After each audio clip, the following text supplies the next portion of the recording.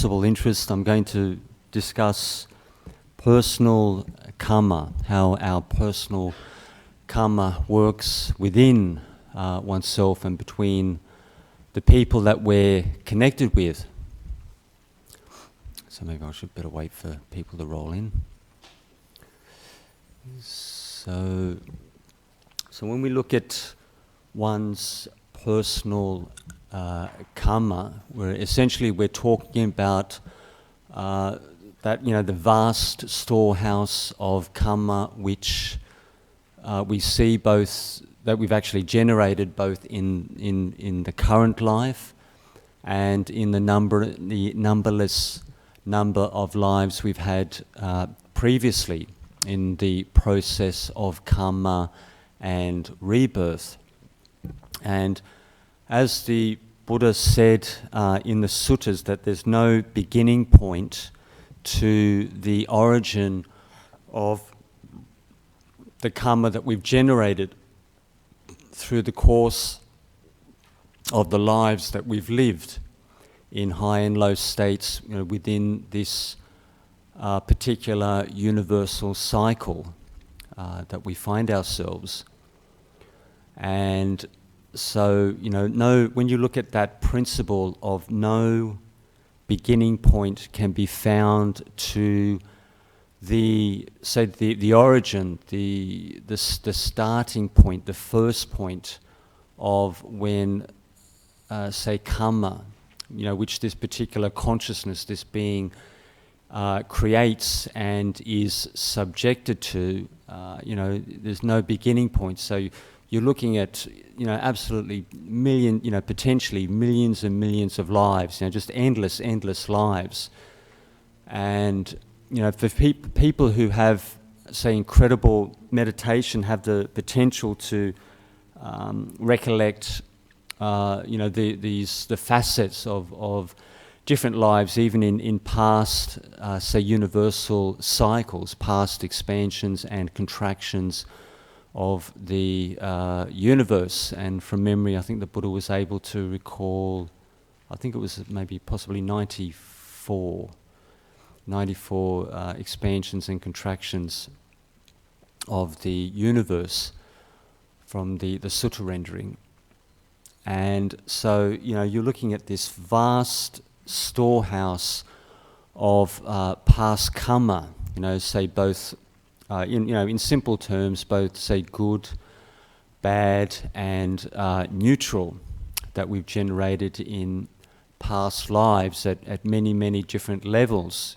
As human beings, as angel beings, as gods, ruling heaven worlds, as predatory animals within the animal kingdom, and even you have the states of deprived spirits, like hungry ghosts, and at the very lowest end of the scale, where you have hell beings whose lives are very, very miserable and essentially afflicted by pain, largely pain and suffering, continuously. So as we move through life to life, we generate different qualities of karma. Both in the views, the ideas, the perceptions we have of ourselves and other people, and not only the way we view ourselves, but the people around us, but the way that we experience and understand the universe to a degree through our consciousness. And so, the three main pathways where karma is generated is the thoughts that you think, and those thoughts are going to be driven, by your emotional mindset, by the feelings that you have within your personality.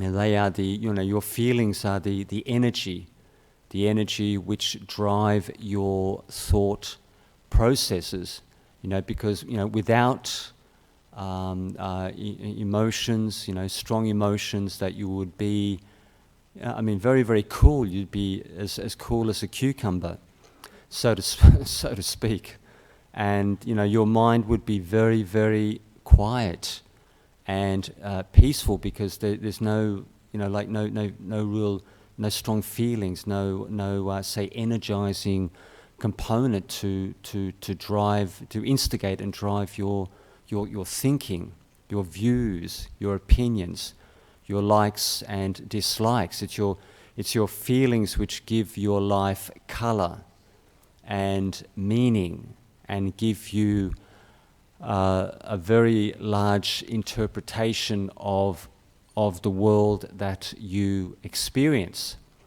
You're going to filter your personal experience, through largely through your emotional makeup, through the conditioning of your personality. And where does this personality come from? It's made up of all the experiences that you've had previously, all the experiences which have come from mum and dad, from extended family and friends.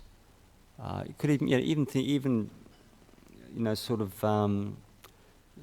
like vague things, like even sort of like like sort of drug and alcohol, say use and experimentation.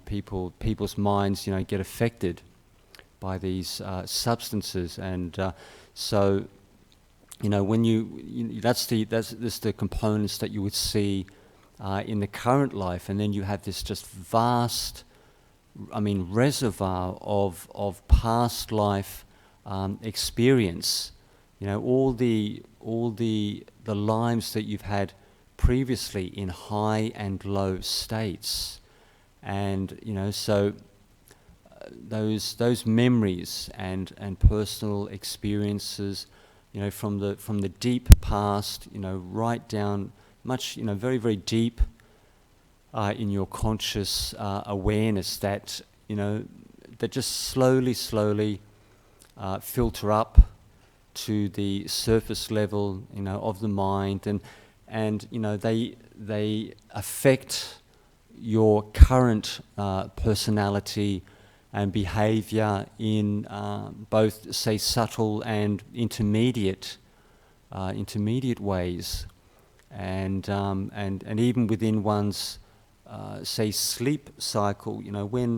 When people, just on both levels, when people close their eyes and they just see the activity and some of the really just weird, strange, unusual material which bubbles up in the mind when you just close your eyes in your day-to-day experience. All sorts of strange and funny ideas, views and opinions which you might feel is, it's not really you. Like with your current personality, you may feel that you have a degree of solidity there, that it feels quite firm, quite tangible, and you have this sense of this particular mindset is what I am. This is my character, my nature, and all this other stuff is essentially like babble. It's rubbish, which is it's in the sort of like the background awareness of the mind. When we go through our day-to-day experience. And also, you have this other material which is much, much deeper down, that you may only see largely in your dreams, your sleep state. So when you have your five senses largely disarmed, and so this material which is deeper down in the deep past can bubble up much more easily It's not masked or overlaid by the conscious personality so much, and you can get quite strange phenomena coming up in dreams, and and deep memories, potentially linked with the past, past lives. And when I was talking with Longpo Plien from Nong Khai, no, actually with this particular monastery, he was up north, he was in Chiang Mai. He's got a couple of monasteries around the Chiang Mai area. And he was saying that, both for the lay fraternity and for the monastics, that, it's quite possible for you to recall, the past life with what they called, say, access concentration or upachara samadhi, is, which is that kind of, which is that mind state where the thinking process, essentially, it's stilled. That you can't, as you're meditating at the level of upachara samadhi, that you can't, that the thinking process is essentially, it's stilled.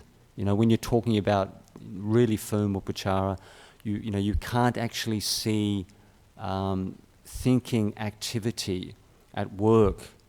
The four mental elements of the five, both the bodily sensation and the four mental components of the mind, feeling, perception, thinking activity and consciousness are tranquilized, because how can you expect to see a past life if your mind is constantly babbling and thinking?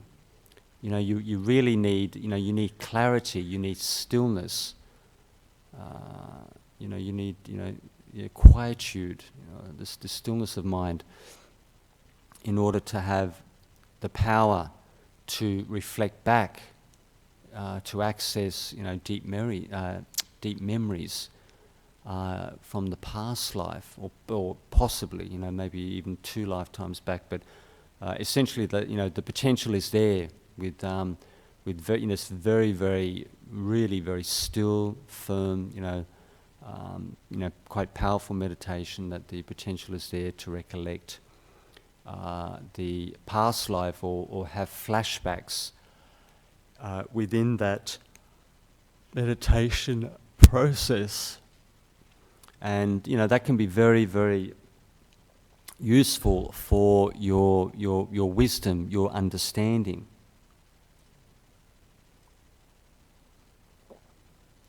In your day-to-day experience. And as many of the forest masters will say, that the samadhi or tranquility meditation, peaceful states of mind, are just a cause for wisdom to arise. So it's all very nice to get peaceful and tranquil, which is quite relaxing, enjoyable, and gives you some relief from the busyness, excessive thinking and worry and concerns, and it's a state of happiness, of calm, and freedom from the stress that you have in your day-to-day experience. So but the essentially the whole nature of the Buddhist path is geared to the development of insight and understanding. And so everything that you do with the practice, to the threefold training of keeping the 5 precepts to the best of your ability, to the development of samadhi or tranquility meditation, and the development of insight, investigation, and understanding is geared towards to deep knowledge, to increase one's understanding of yourself, other people, the world around you. And when that meditation goes very, very deep and profound on both sides, then you have the potential to break through, to the enlightenment stages. And with the realization of the path, when one has accessed the realization of Nibbana, which is the deepest possible mind state that you can experience as a human being, or any world which is higher than that.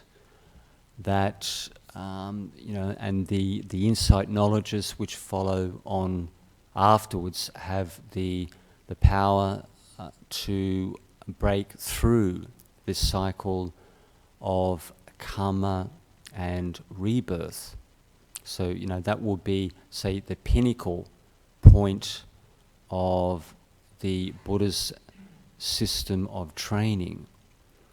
So, when we look at this principle of personal karma, what are we actually talking about in a tangible format? Where we will be looking at the way the relationship that you have with yourself, the way that you perceive yourself as a personality, the composition, what actually the factors, the mental factors that you actually see that your personality is made of. And then the dynamics between you as you move out, the dynamics between you and your family and friends and associates, and with the people in the community that you live in, and maybe even potentially, if you do a lot of traveling, the people that you contact on a global level. So, the relationship experiences that you have with oneself, the relationship that you have with oneself and with the people around you is it's quite tangible in the sense that this karma that you especially the karma that you experience between oneself and the people around you, especially the people who are close to you, is quite crucial and quite important in the sense that you can absolutely guarantee, especially between really firm relationships between between boyfriend, girlfriend, husbands and wives, and close friends. These relationships are very crucial and valuable in the sense that they have the potential to activate quite substantial insight knowledge within oneself, and insight knowledge into the factors of the path and the unfolding of the path. Because people who meditate tend to be more sensitive and intuitive than the average person walking the street, and that sensitivity and intuition, it changes the quality of your consciousness. It actually makes you a better person. And one one individual I know from the monastery, who wasn't necessarily say like a very personal person, a little bit abrasive and maybe argumentative and whatnot. Just slowly over time, over a number of months, become a much more warm, friendly, just like a nice personality. You can actually feel the niceness, the friendliness, the goodness, actually coming from the nature of this individual, because the rough edges, the rough spots through the course of meditation are being slowly, smoothed off, and the personality is being polished up. So you're developing into an individual who's just much more nice and friendly and understanding and easygoing, and more of a sensitive person to relate to. And you can get a person who's who potentially could be a real hard case, and then you could have them meditate for maybe every day for at least 5 or 10 minutes for 12 months, and then you would see a very, very different person after a full 12 months of practice. And then even the average person who's not a Buddhist and not a meditator would see the change in that individual, because you're looking at a refinement of the character of that particular person. So the effect on the personality, it's quite it's quite subtle, but it goes quite deep into the nature of the individual. So as we look at the relationship dynamics between you and the close people that you mix with, that one way to get a sense for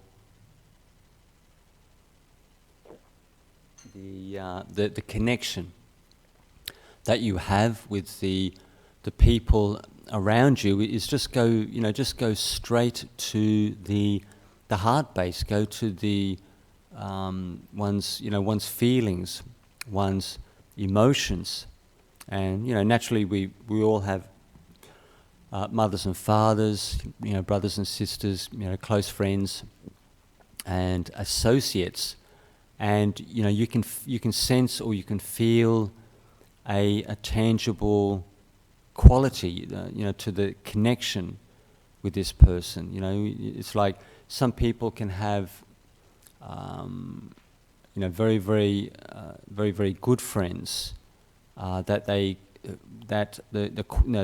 this kind of experience, doesn't change in a major way. You could have a good friend that you may only contact maybe every couple of months. And you could have known this person from very young, even from 11 or 12 years of age. And even, when you're 50 plus, that the quality of the friendship with this person, it doesn't change to any great degree. The feeling of loyalty, trust, and respect, it's still quite present, and quite quite firm with the personal connection. And you may possibly feel that with some individuals that when it comes down to tin tacks, you could virtually trust that person with your very life.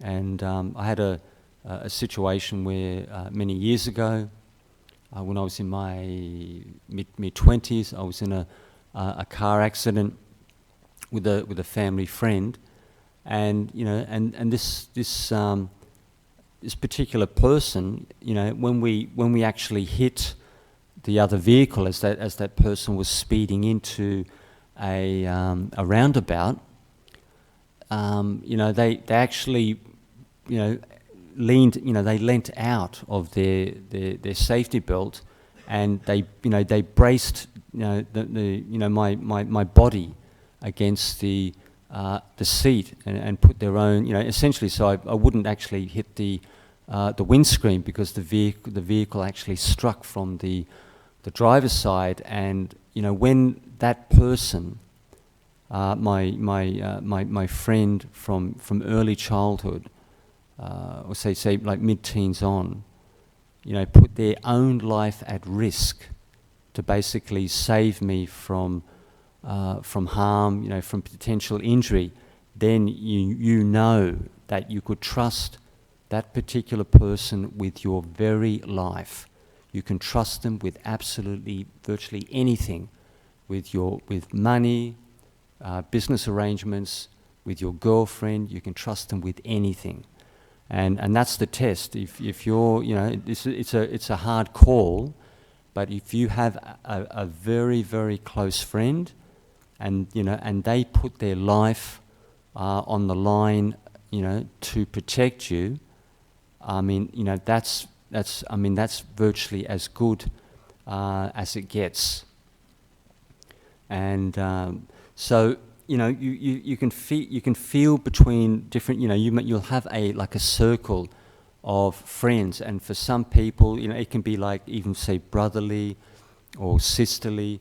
It could be like even like a teacher-student connection, where the person might be slightly older, and there's a friendship there, but they're the kind of person who is actually good for you. They can be a religious person. They can be a person, whether it's young or old, who's got quite firm morality or ethics, and they essentially they lead you in a, say, wholesome direction, with say like both in life and on the spiritual path, whichever spiritual path that you find yourself walking at that point in time.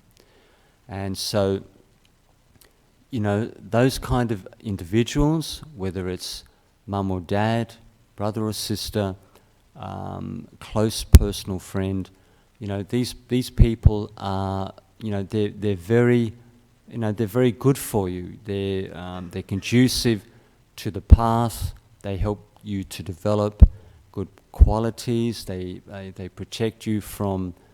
They help you protect you from yourself if there's potential, say, drug and alcohol abuse, and they protect you from bad friends. They help you to make, say, good decisions with money, with business, with life decisions, and they are the kind of people that you have both a good personal and spiritual connection with, because you're looking at an increase in the quality of your life, and they're the kind of people that you should make an effort to mix with. So, when you look at the interplay, the dynamics as you go through the current life, with family, and especially family and close friends, that you're going to be working through your personal stuff, with these people, and your emotions are going to give you an awareness, and your emotions are going to teach you the current and the underlying dynamics and the personal connection you have between the two of you, or it could be the three of you or the four of you. If you have let's say like a tight circle of friends. You could have like, even you could have a gang of 5 or 6, say like buddies. It could be male or female who've been hanging out for years. For minimum 5-10 years, or even more than that. And so if you've got say like a group, a gang of compatible friends, like-minded friends who are good for each other, and these kind of personal dynamics are quite interesting, because you can virtually guarantee, and especially you can almost guarantee it. It's very hard to prove, but people who've meditated for years, this is something that you feel. It's a very deep, intuitive, emotionally based experience that you feel the underlying, the deeper connection with these people, and so very, very firm connections. You can be absolutely sure that with the process of karma, of karmic conditioning, on the personal level, that you've been friends, you've been good friends like previously, you've been potentially husband and wife, boyfriend and girlfriend, and the reason why we say this, within the Buddha's framework of understanding, is karma is based on a process of conditioning. So you're looking at this conditioning of the body, of speech. So we express ourselves through the body, through speech, through our thinking, our mind states, our emotions, and this conditioning process, it actually it repeats itself as you move from life to life, because if there was no causal basis, if there was no say like karmic seeds or causes for the current relationship, whether it's male, female, young or old, there's no basis, there's no underlying principle to actually bring you together between, to bring your old friends, previous parents, brothers and sisters, and extended family and associates. There's no there's no underlying force or energy to actually bring you back into relationship with your past companions. So, karma, works. It works on the principle of conditioning. So, if you've been friends in the past, the potential is there. The conditioning is there to be friends in the future as you move from life to life. Because if there's no past conditioning, there's absolutely nothing to bring you back together again in the current life or in the future.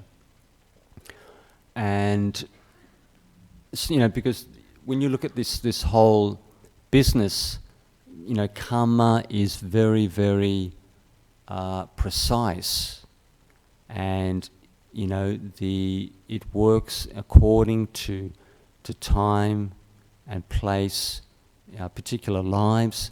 So if you can't connect with certain individuals, say in the current life, that when the circumstances are appropriate or suitable, then you will be reconnected with certain people in certain relationships at certain times, according to the very, very complex and complicated karmic forces and energies which lie behind you, both in the past lives and in the current life, the karma that you're generating both in the current life and the karma which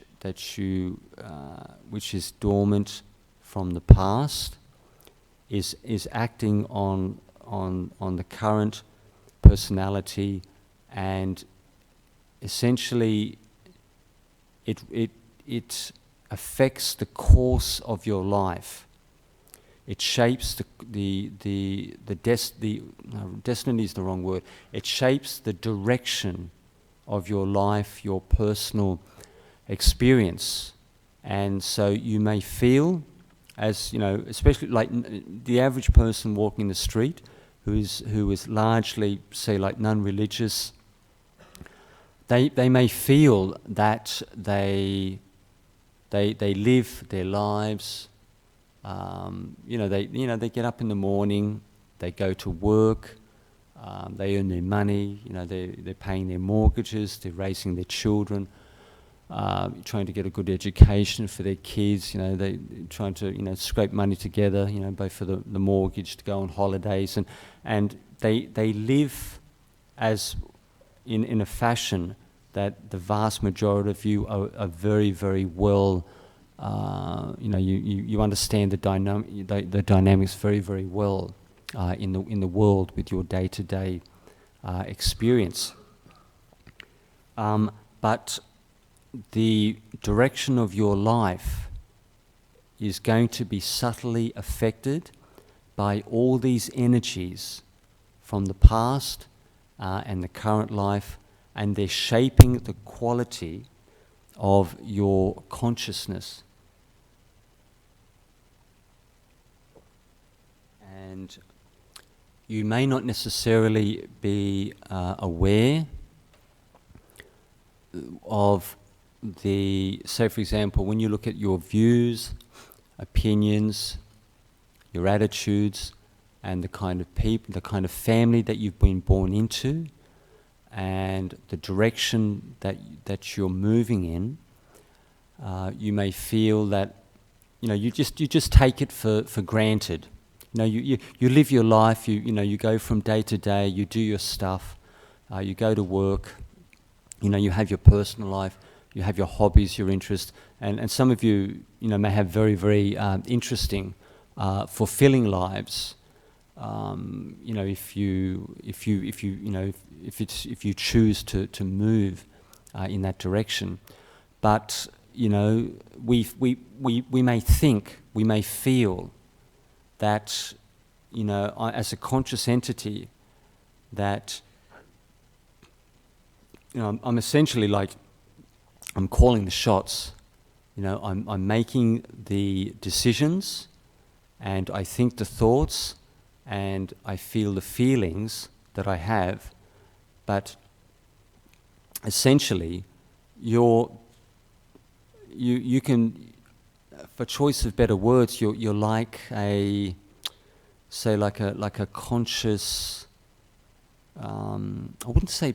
Maybe just to be maybe a little bit, maybe just slightly radical, like a puppet on a stage. Your past karma, it's affecting you and influencing you in very, very subtle ways, and you may think that you're calling the shots in this life, that you're in control, you're making the decisions, you choose the friends that you have.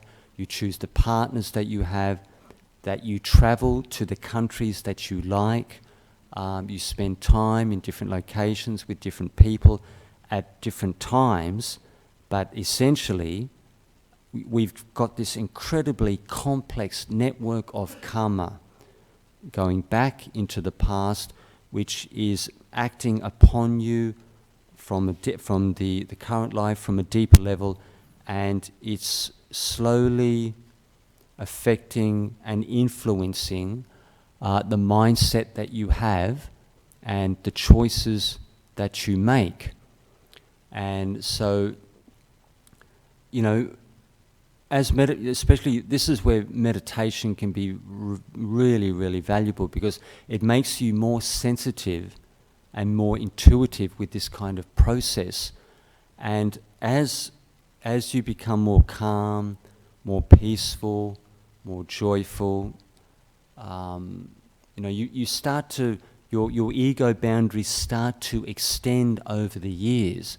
And as you mix with, say, people in life in general, just say, for example, I was in Bunnings, and I went to look at the the pretty flowers in the garden section, and I took a few nice shots for my parents who are really into gardens and shrubs.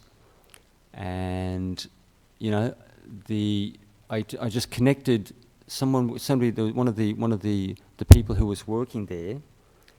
I just made a very, very short connection for about 5 minutes, just talking about just the way, with the underlying factors why some plants are successful, when you're in particular areas of the garden, and this person's a bit of an expert, so we were discussing about soils and sunlight and all the factors which go to growing plants successfully, because I was drawing on this person's experience, and then you think to yourself, because especially because the meditators are much more aware of this.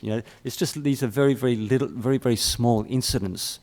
But when you go through life, so for example, you meet people for 5 minutes or for 5 years, you meet them in different times and places. When you look at the timing is very, very precise. It's very, very accurate. You don't meet people by random chance. Karmically, to be a little bit, say, what would you call it, ethereal, you were meant to meet that individual, at that time, on that day, in that location, just very, very briefly, for some reason. There's an underlying, there could be some potential background, an underlying seed, where you connect with that individual. Maybe very, very briefly you think, it's just nothing. I just bumped into this particular individual, and just for a couple of minutes, a little bit of interesting chit chat, and we part company, and I may never see you again.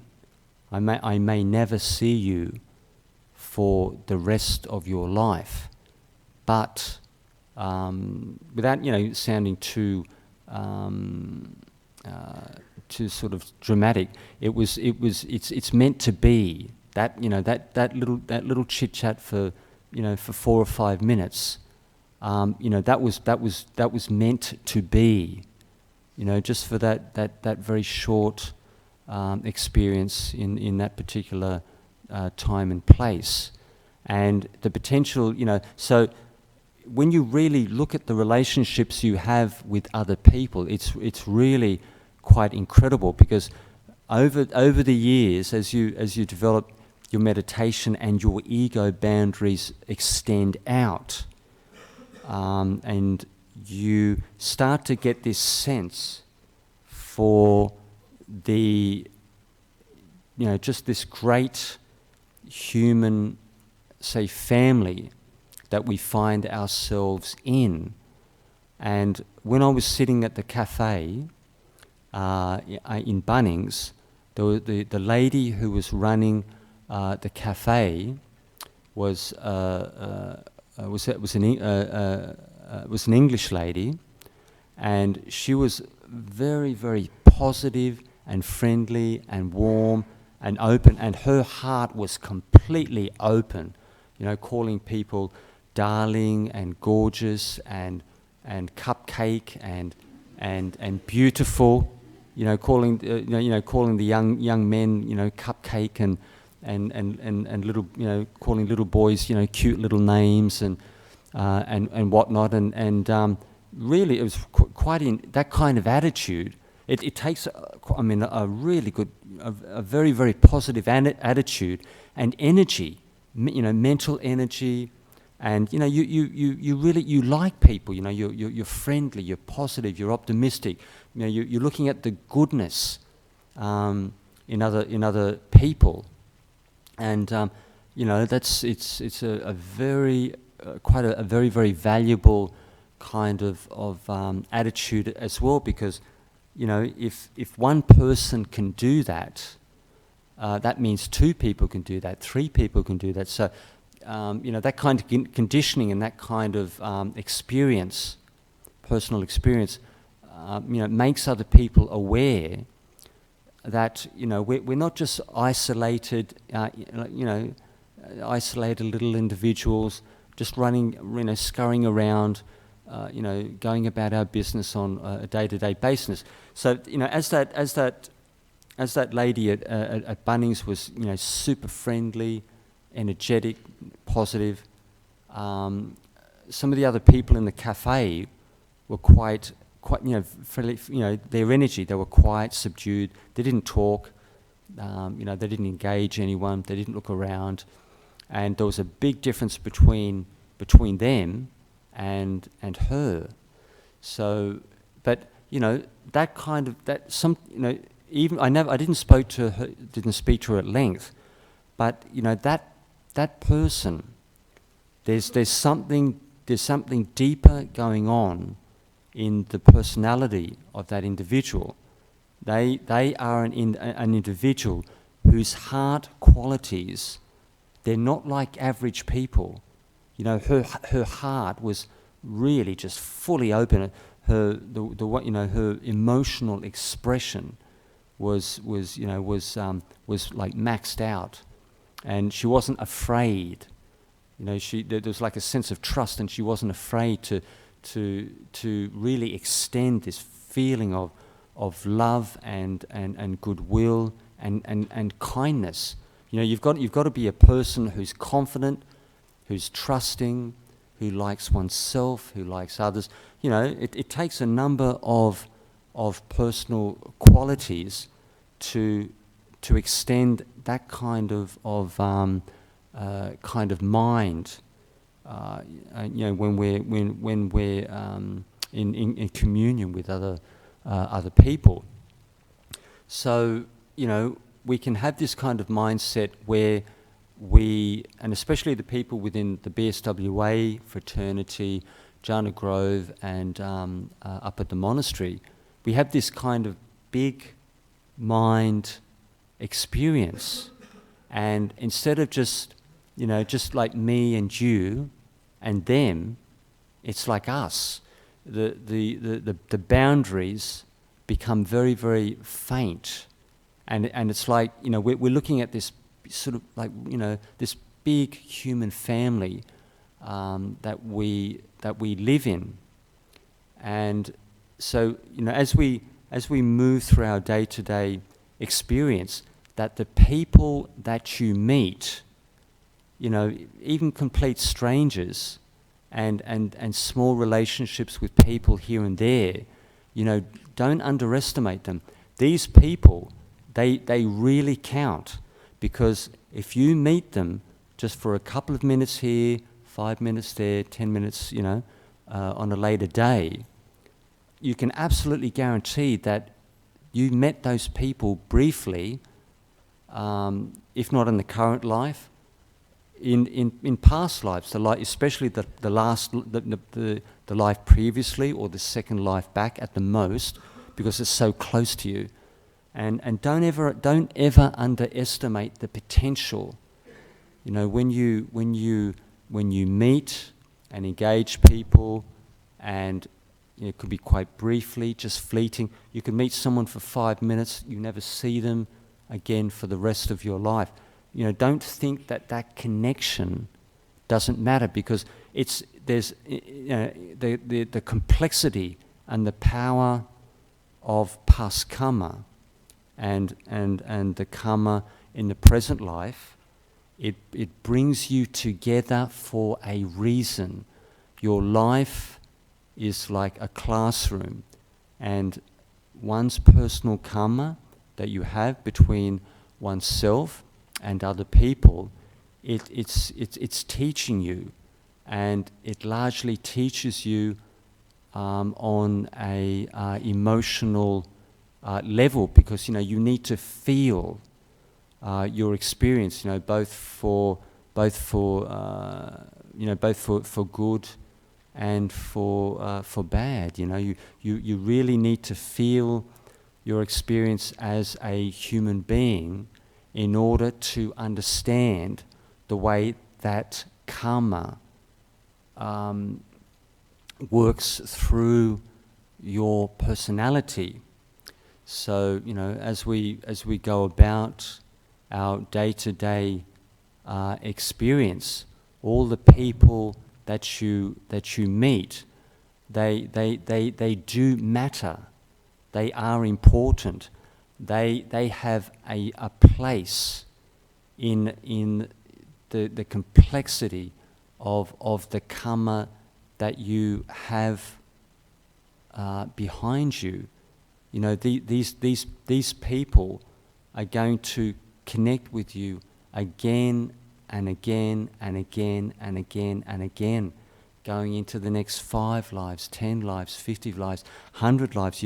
The seeds, the energy, the background energy and forces, they're going to be there, and they're going to draw you together with that person, and they're going to help you learn, and they're going to teach you either very, very fleeting, very, very briefly, or in a very deep and profound manner over the course of your lives.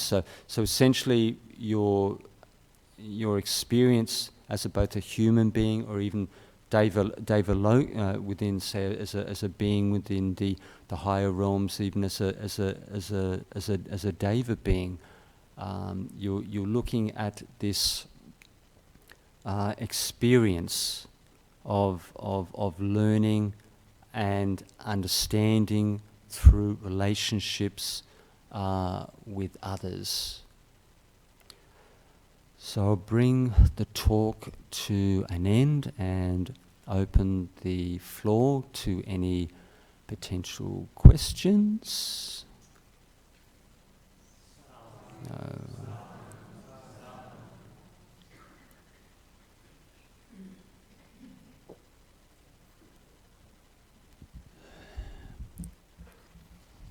I think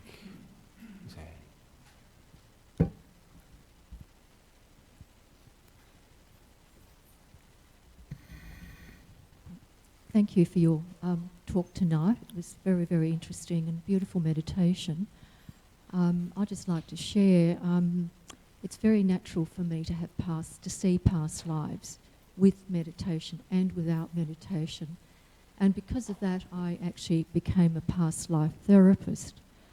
And with one of my clients, this lady, she was very suicidal. She wanted to actually commit suicide.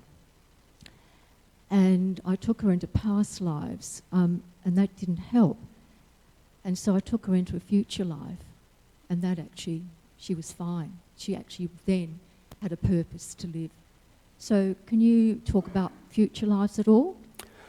Yes, so the understanding of the future life experience, and naturally you can train for this capability, and it takes quite quite an amazing degree of mind power, but the potential is there both for the lay practitioners and the monastics. So for the understanding of future lives, you need an understanding of both the past and the present life. And to give you an idea how the level of mind power you need to accurately understand and interpret the course of the future life experience, that the Buddha said, the Buddha was the only person who could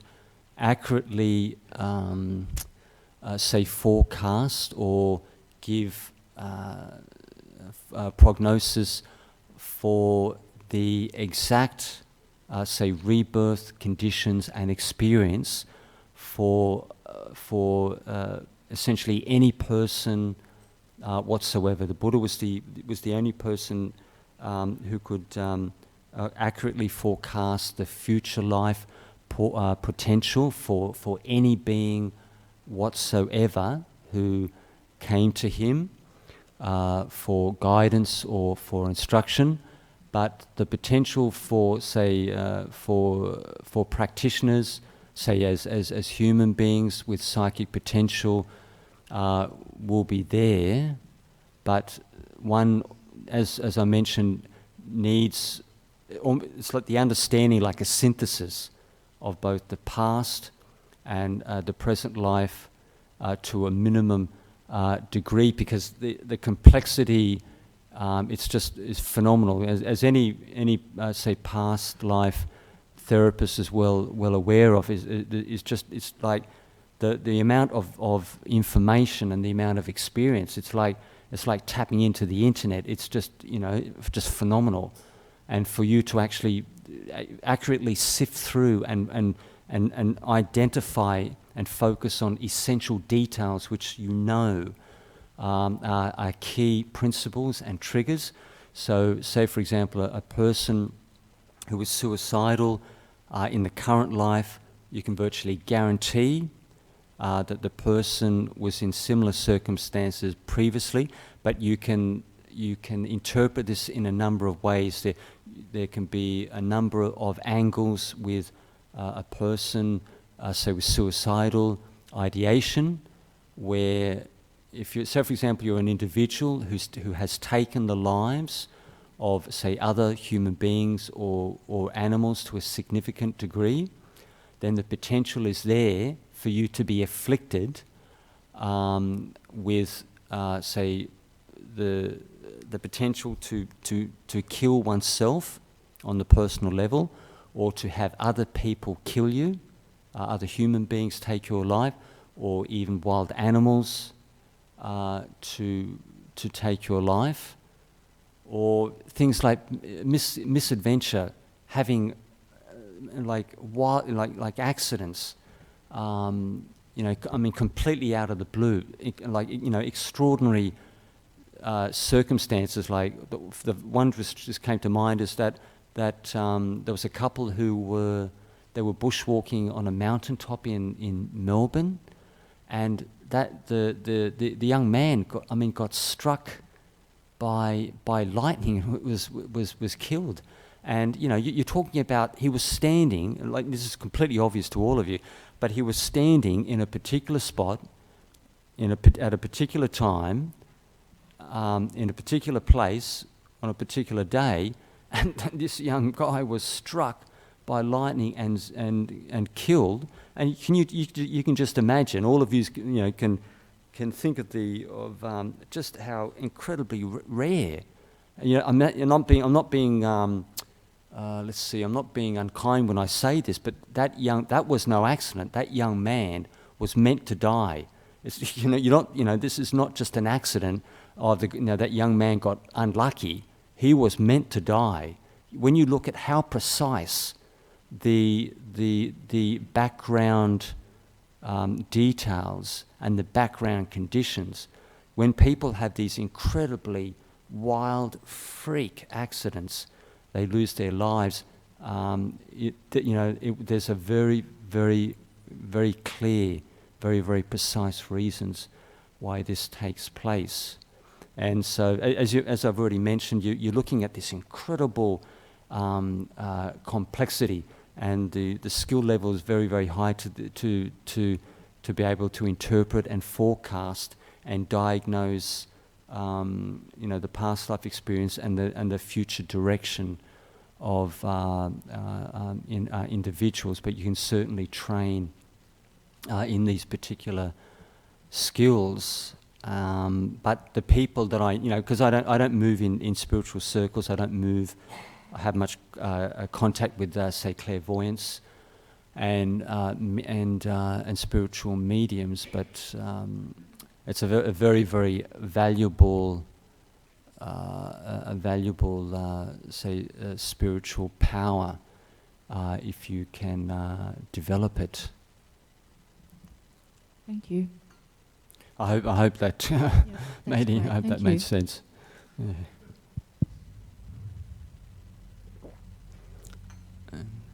And there's a lady directly behind.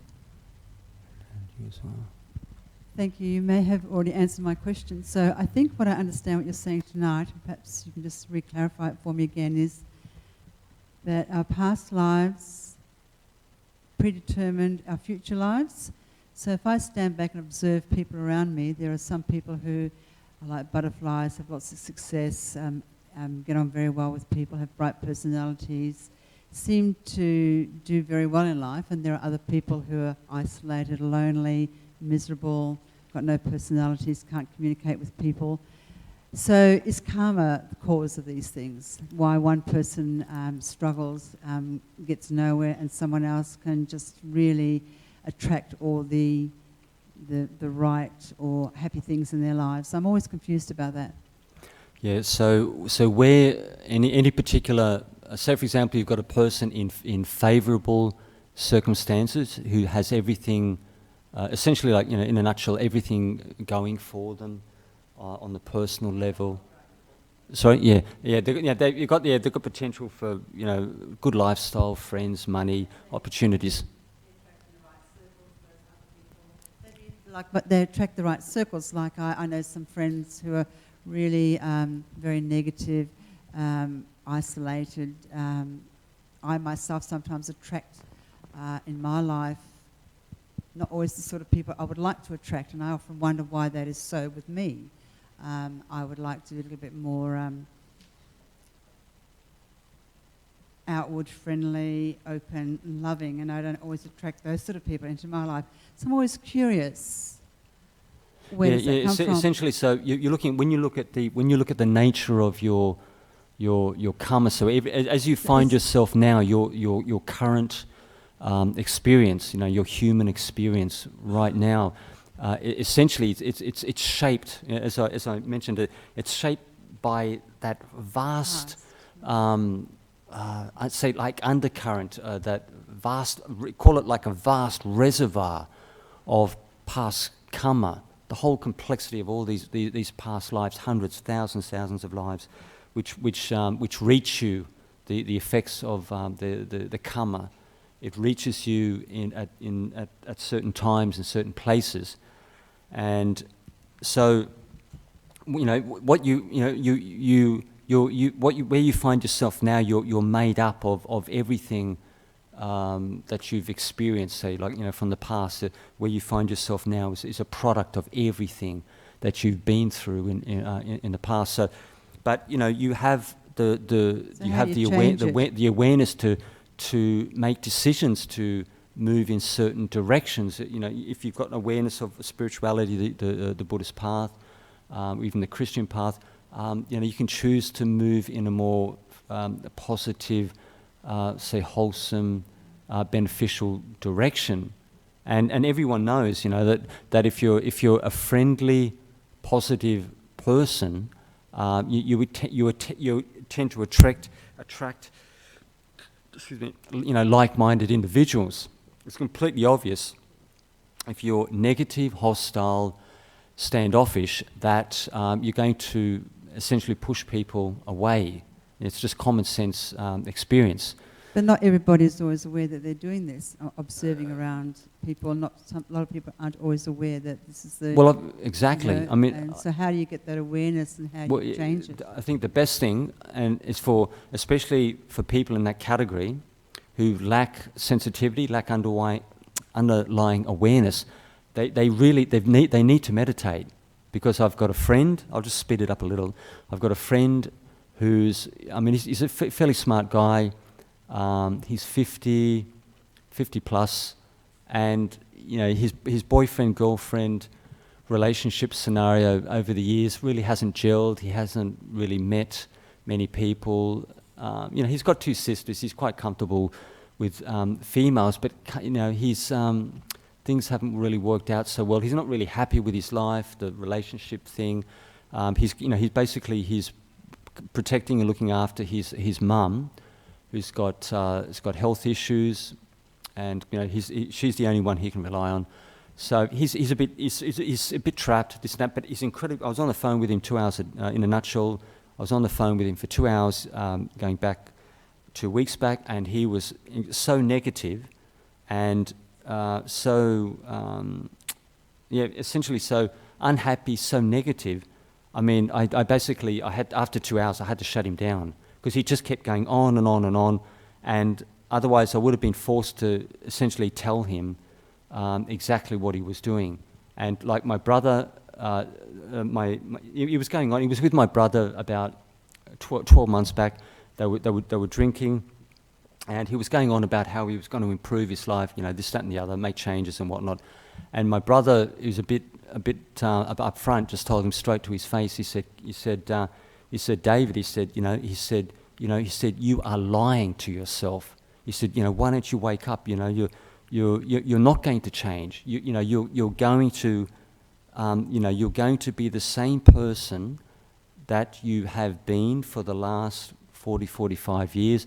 You keep talking about changes. Oh, they're going to see the new, David, I'm going to do this, I'm going to do that. And it's complete bull. They're so locked in, they're so ingrained in their own thinking, their own mental, their own feel. They're locked into their feelings, they're locked into their own mental habits. And the only, this guy's not stupid. He's doing okay, but he's got to change his attitude. No woman is going to touch a guy like that with his attitude, and he better wake up, because he's going to die a lonely old man. And I'm not joking. And his attitude is a major source of the unhappiness that he experiences. He has got himself to blame. And so if he doesn't change, does he carry that into his next life? No, he's still the same guy. No, but will he carry that into his next life, is what I'm saying, if he doesn't make the change? Yeah, that conditioning and those habits and those attitudes are going to continue on into the future. This lady here needed to talk up front, straight up front. Me? Yep. I'm just wondering, is there something that affects the speed of karma and how quickly it comes back to us, or has its effect on us? And what is that effect? Like, when you see people who are open-hearted, good people, and then they have some really negative experiences or bad people come into their life, or tragedy, why is that happening to them when they have obviously begun to lead a good life or are leading a good life in this lifetime? And is there some way that we can bring on more karma so that we can work through it quickly and let it go? Yeah. All right. So when you look at what the person's going through, so for example, as you already understand, this vast storehouse of karma behind you, but you have choices. You have a mind. You have conscious awareness, and especially the meditators, they develop this subtle knowledge and understanding as the years go by. They're not like other people. Like if you get someone who meditates for 5 years, or even 12 months, you can feel it when they walk into the room, and especially even 5 years, you can spot it straight away. They're not like other people. They've got a sensitivity, an awareness, an intuition, which mainstream people don't have at all. I always recommend this, for people to meditate, even for 5 minutes a day, even if you're flat out, you're busting your chops, working for a living, raising your kids, covering your mortgage, this, that, and the other.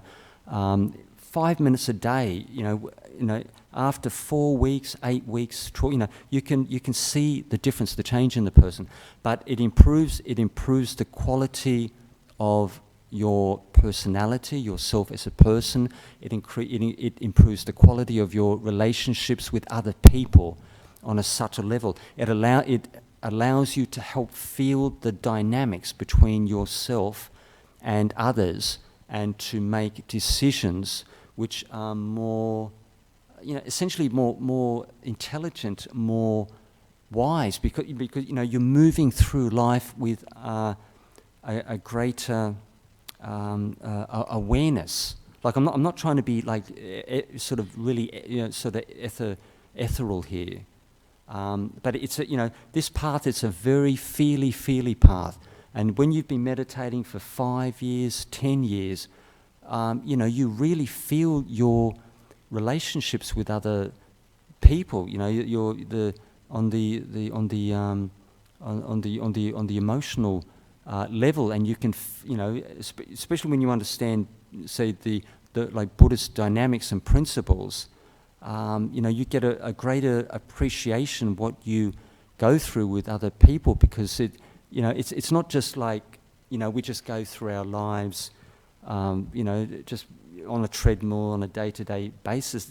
There's amazing, incredible things happening in the background, shaping the course of one's life. Moving right into the future. So you can develop the quality of your character. The course. You can make wise choices in the course of one's life, because just the whole dynamics, the complexity. There's just no end to it. All the hundreds, the thousands of people that you meet, as you move from one year to the next, hundreds of people. The background dynamics are incredibly complicated. Some people don't even give it a second thought. I met Bob down at at the cafe. We just we had a chit chat about this and that and whatnot. But you could have been connected with Bob for maybe 10, 20, 30 lifetimes, and these things don't happen by chance. So this whole karmic principle, it really has power, and to affect your relationships with other people, the course of your lives, and it's something as you can just, as an experiment, as you go through your day-to-day experience.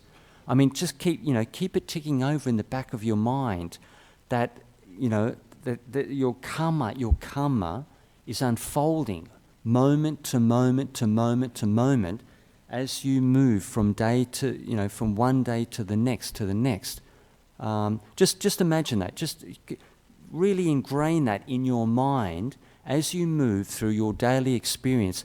My karma is unfolding in my relationships with other people, minute to minute to minute, through the course, of 365 days a year.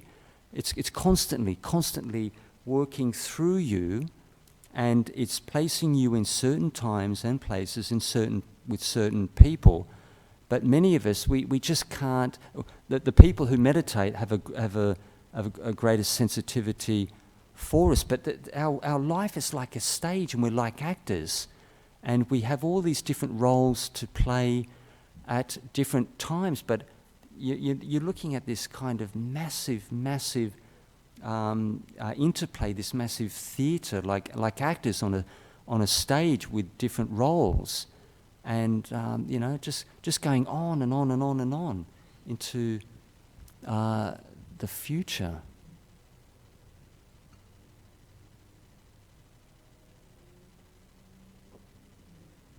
Were there any other questions at all? This lady in the front. I would like to ask, you mentioned.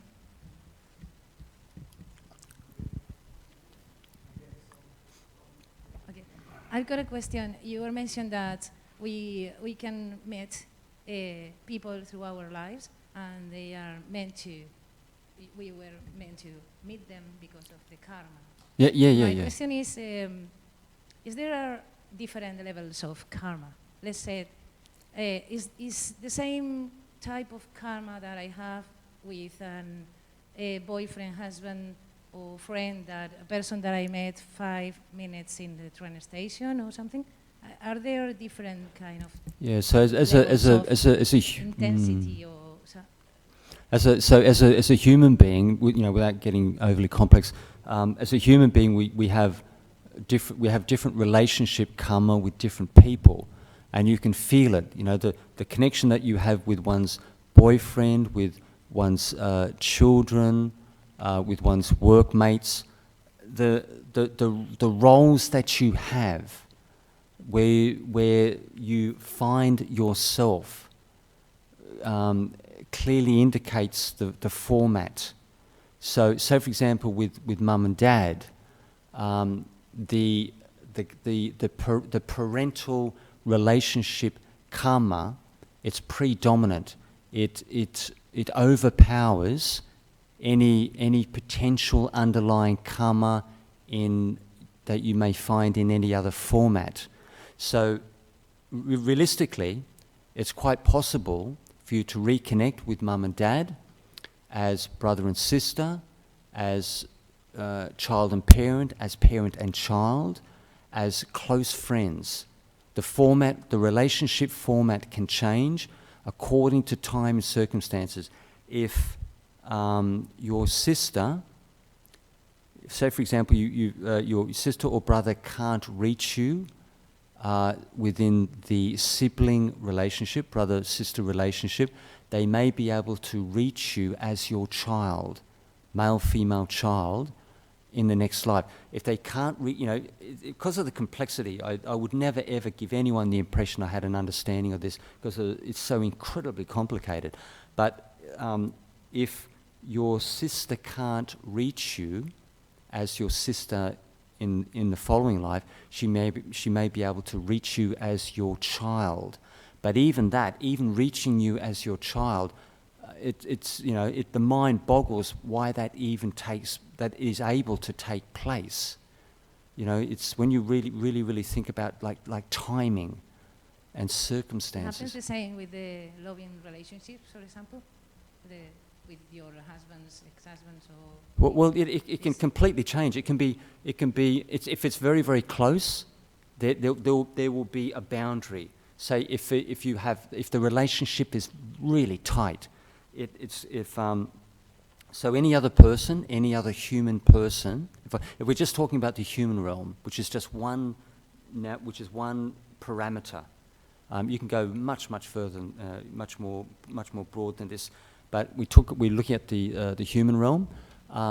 It can take absolutely within. If the relationship is very tight, you're looking at boundaries. You're looking at the relationship can express itself as husband, wife, brother, sister, son, daughter, or close friend. You can absolutely almost guarantee it. But associates and distant friends, it's the relationship's loose. They're too far away from you. They're not close, tight, and personal. The people who are really tight with you, they're the ones who are going to be reborn within your immediate family circle. Distant people will be there at a distance, and you'll meet them at a distance, and the relationship will be at a distance. The karma, it's constantly teaching you. So if you just keep looking at the relationship, your feelings will give you a tangible sense for where you are at with that person. Eddie, fast Eddie. It's on? Yeah, Eddie. Ajahn Appicchato, I would like to say something, regarding the question asked by that lady regarding the previous life and future life conditioning. Yeah. Regarding future life, okay, it was stated in the suttas, okay, that when the Buddha, Sikha Buddha, when he first gained enlightenment, the first thing he did was he recalled his future lives, depending on the karma he did. So he recalled first life, second life, tens of life, thousands, and then thousands of, hundreds of life, thousands of lives. He went back, okay? He could recall that because there's already the karma from his karma, isn't it? As regards the future, life, prediction, there's not enough karma for this present life to predict the future life. You see what I mean? Maybe For the person who's enlightened, or as for for the Buddha, he recalled his future lives depending on his karma. Okay. As for future karma, okay, maybe the person can recall maybe later part of his life, but there's not enough karma to recall the future lives to come. You see what I mean? yeah, but essentially the bottom line is it's the psychic range. When you're talking about the ability to interpret or to assess a future rebirth, the bottom line is the psychic potential, and that comes from really, really deep meditation. To have that ability, you've got to have for some people it may take a couple of lifetimes, absolute minimum. But there's not enough of the person's karma, maybe through the... There's when you're talking about the future life, I don't think so. Sorry. There's not enough karma to predict the future life. Maybe he can determine the later part of his life due to his present karma. That's what I think. Because the past is already done. You recall it's already to this karma. You recall his previous life. Yeah, but the karma was born into this state. He recalled thousands of it. It was stated in the suttas. Yeah. The Buddha. Yeah. But as for future life, there's not enough of the karma to determine. Yeah, but that's only for enlightened individuals. Say, as you understand that at the first stage of enlightenment, the Sotapanna, they have a maximum of 7 lifetimes. Even if that person puts their feet up and they do absolutely no spiritual practice whatsoever, the Buddha said this in the suttas, that the karma will be exhausted by a maximum of 7 lifetimes. That is for and beings, yeah, the 7 yeah, you can't go beyond 7 lifetimes. It's causal. It's natural law. You can't go beyond 7 lifetimes. Yeah, okay. For the Sotapanna. Yeah, for those who is going along the path, but for a normal person, you can't. That's why But it's endless. For the unenlightened person, it's endless. You will be reborn over and over and over again into the infinite future until you realize the Dhamma. Yes. That's when it breaks the cycle of karma and rebirth. But what state it is, we would know, because you don't know. There's not enough karma to. Yeah, but you've got to be. Born in the next life or what I think. You've got to be, in order to cut the cycle. You've got to realize at least any of the 4 stages. I know, yeah. The stages towards and I understand. Yeah, and then naturally with the insight knowledge, the fetters, the underlying karmic connections are broken, and then the amount of light, the number of lives becomes shorter until it's non-existent. I'm not sure if that made any sense at all. Oh, thank you. Eddie. It's good just have this discussion. Yeah, you can have a chat with me later. Even in my own mind, it's not perfectly clear what you said, but you can have a chat with me later if you like. So that might be it.